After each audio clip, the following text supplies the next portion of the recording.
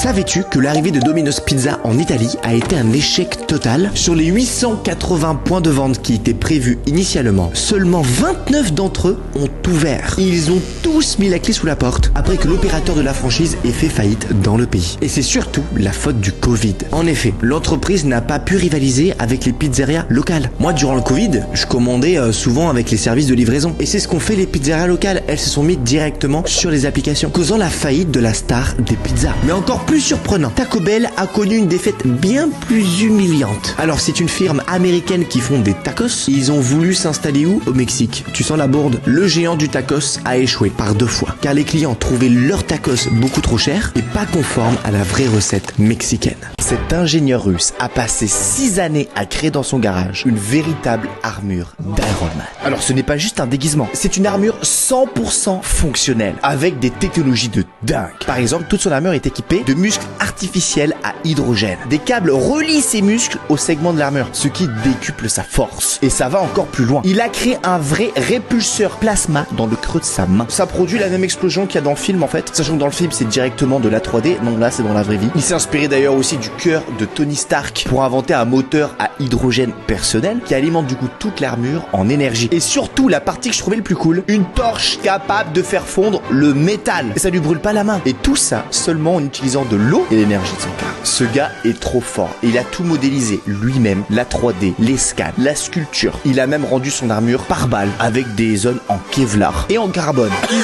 Bref, après 6 ans, il touche bientôt au but. Abonne-toi si tu penses qu'il finira avant la sortie de GTA 6. Like si tu penses le contraire. Le bus de combat a disparu. Eh bien oui, maintenant quand tu lances le chapitre 7 de Fortnite, tu peux surfer sur la tempête gigantesque qui t'amène sur l'île. Je me suis dirigé vers les hauteurs harmonieuses. Et première chose que j'ai remarqué, c'est les bus de réanimation. Tu peux les conduire comme des voitures et te réanimer toi-même à l'intérieur. Si tu veux un stuff trop fort, va voir les boss, car si tu les élimines, tu peux te faire passer pour eux. Tu peux cumuler un total de 350 points de vie et bouclier avec une arme mythique. Pour les moyens de déplacement, tu as la combinaison ailée. Boum! Petit roquette dans ton dos et c'est parti pour un tour. Petite préférence pour les montgolfières. Attention à ne pas tomber. T'inquiète pas, parce qu'il existe un nouvel appareil d'auto-rétablissement pour se remettre sur les pieds toi-même. Le nouveau pass de combat inclut la mariée Kill Bill, le voyageur temporel Marty McFly, ainsi que de nouveaux personnages Fortnite originaux. Alors si tu veux pas rater cette masterclass, lance vite Fortnite chapitre 7 et débloque le parapluie top 1. Quel est selon toi le sport où les femmes battent régulièrement les hommes?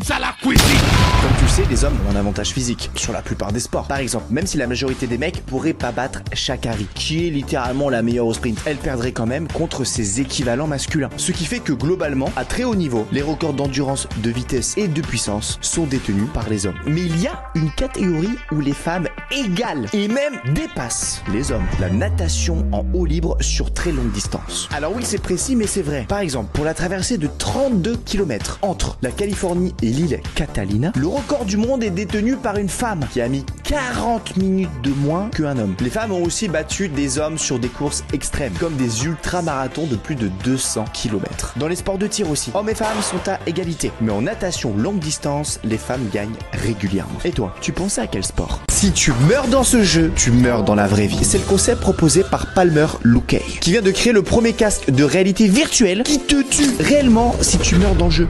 L'histoire derrière cette invention, c'est que cet homme qui a créé ce casque est un pionnier dans la réalité virtuelle. On parle du créateur de l'Oculus et de Meta, qui a fait même le casque que j'ai dans la main et que j'utilise pour jouer. Du coup, celui qui te tue, il est disposé directement de 3 charges explosives placées au-dessus de l'écran. Elles sont placées directement devant le lobe frontal. Alors si elles se déclenchent, elles explosent littéralement la tête du joueur. Alors il explique pourquoi il a créé ça et selon lui, seules des conséquences réelles peuvent rendre un jeu vraiment immersif. Il dit même vouloir travailler sur un système anti-sabotage en mode du moment où tu l'as mis, c'est impossible de le retirer ou de le détruire. En gros, si tu le mets, voilà, tu peux plus faire marche arrière, c'est finito pipo. Tu dois finir le jeu sans mourir une seule fois. Car la première mort...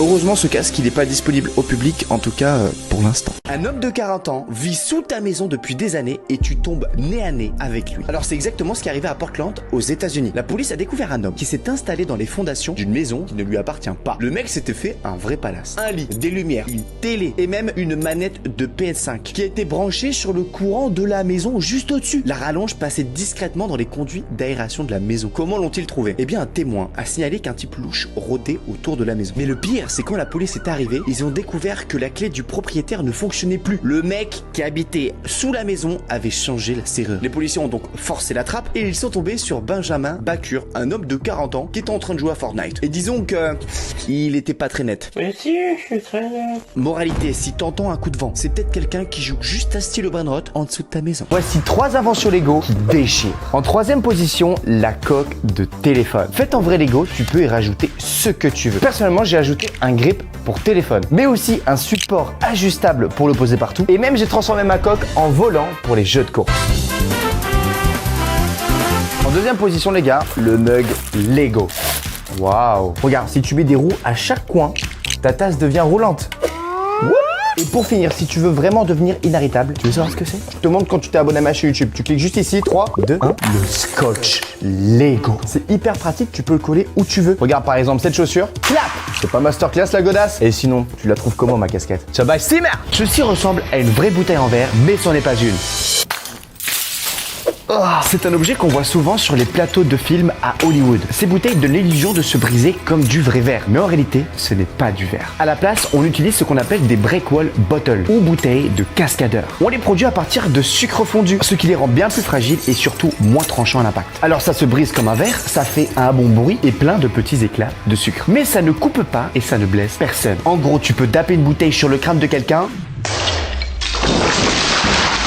sans lui faire trop mal. T'as de la bouteille partout dans les cheveux. Est-ce qu'il y a plus d'hommes ou de femmes dans ces métiers? Enseignant. Moi, ce que je me souviens quand j'étais en cours, j'avais plus de maîtresses. Je dirais un bon 75-25. Parmi les 1,2 million de personnes en activité en rentrée 2023, 75% étaient des femmes et 25% des hommes. Let's go. Militaire. Bah là, mec, je partirais sur un 98% hommes. En 2022, les femmes représentaient seulement 16,5% des effectifs militaires. On est quand même à 83,5% d'hommes. Chef cuisinier. Quand on pense cuisine, les femmes, elles savent très bien faire. Mais chef, 70-30, 83% hommes, 17% femmes. Mais médecin, t'as docteur, t'as veto, t'as sage-femme. Quand je rentre dans un hôpital, j'ai quand même l'impression qu'il y a plus de femmes. Allez, tu sais quoi? 60% de femmes. 50-50. Il y a un poil plus de femmes, les mecs. Ingénieur. Mon frère, il a fait prépa, il y avait plus de mecs. Les femmes, c'est plus littéraire souvent. Un bon 70-30. En activité, environ seulement 25% des ingénieurs en France sont des femmes. Et en termes de gaming, quel est le pourcentage de gamers et gameuses? Je pense qu'on se rapproche de plus en plus chaque année d'un 50. Alors apparemment, on va assister à la technique de construction Lego la plus illégale jamais inventée. Au début, ça a l'air d'être plutôt basique, à part le petit espace là, mais je pense que c'est fait exprès, du moins pour l'instant. Ok, ouais, tout va bien pour l'instant. Ça a juste l'air d'une manière un peu originale de les assembler, pourquoi pas. Oh, il y en a plusieurs, il y en a beaucoup. Je vois pas où ça peut en venir. On dirait plus une grande plateforme plate, en fait. Je ne vois pas ce qu'il y a d'illégal. En plus, il referme tout. Tout est complété. Ok. Bon, il a totalement complété. Ça a pas l'air d'être très solide, hein. Regardez. Attends. Quoi? C'est une plaque de Lego souple. Quoi? Mais j'en ai fait des Lego, hein. C'est pas possible ce que t'es en train de me montrer, frérot. Regarde comme elle tremble. Je l'ai pas vu venir. C'est un menteur. Ah, elle s'est cassée. Essayons de deviner le youtubeur par leur physique. Ouh, je crois que c'est la transformation de MrBeast. Oh yes, nice. Il avait posté pour un avant-après. Oula. Oh, je reconnais l'épaule. Mister V, il est poilu de l'épaule. Yeah. Oh punaise sa tête. Ça me fait penser à Jean Dujardin. Oh non, c'est Emmanuel Macron. What the fuck, Elon Musk? Oh, wesh. Ok. Inox Style. Je reconnais les épaules. Nice. Squeezie, l'étoile, les tatouages, assez facile. Alors là, les mecs, c'est qui? Florent Manodou?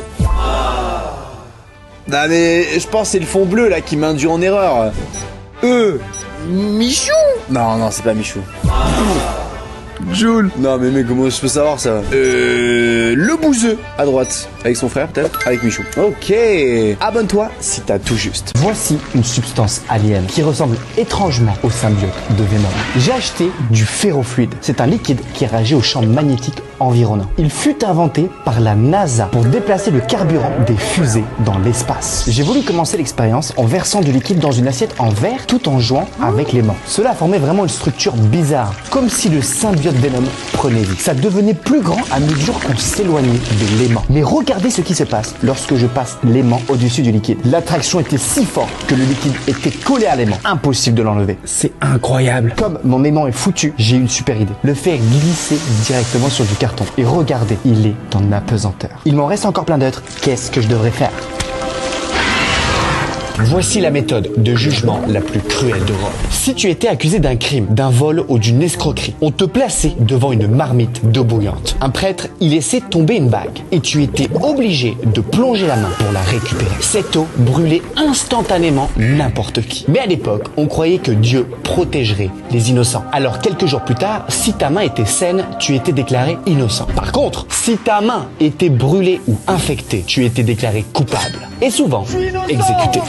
Combien faut-il de sachets de ketchup pour remplir une bouteille entièrement? Pour le savoir, j'ai rangé ma calculette et je suis allé ramasser le maximum de sachets possible. Est-ce que c'est débile? Oui. Est-ce que je vais le faire? Bien sûr. Ça nous a pris 2 mois. Jour après jour, notre collection de sauce tomate grandissait. Et pour remplir cette bouteille, il me fallait autant de sachets que j'ai d'abonnés. Alors si tu veux m'aider, explose le bouton s'abonner. Allez, il est temps de remplir cette bouteille. Au début, j'étais sûr que j'en avais pris suffisamment. Mais la bouteille était bien plus grande que prévu et les sachets bien trop petits. J'étais sur le point d'abandonner quand mon frère est parti en chercher exprès. Et il est revenu juste à temps pour finir de remplir la bouteille de ketchup. Il m'aura fallu un total de 185 sachets pour remplir cette bouteille de ketchup. Voici comment survivre à n'importe quel toboggan aquatique. Dans ce parc, en Californie, un garçon a décidé de descendre ce toboggan aquatique. Mais lorsqu'il est arrivé en bas, il a commencé à glisser sur l'eau comme un ricochet. Il s'est retrouvé éjecté du toboggan. Et il n'est pas le seul. À Austin, en Texas, un homme descendait un toboggan privé chez un ami. Et lorsqu'il est arrivé à un virage super abrupt, il a compris qu'il arrivait trop vite. Il a essayé de freiner avec son bras, mais c'était trop tard. Malheureusement, il ne connaissait pas la bonne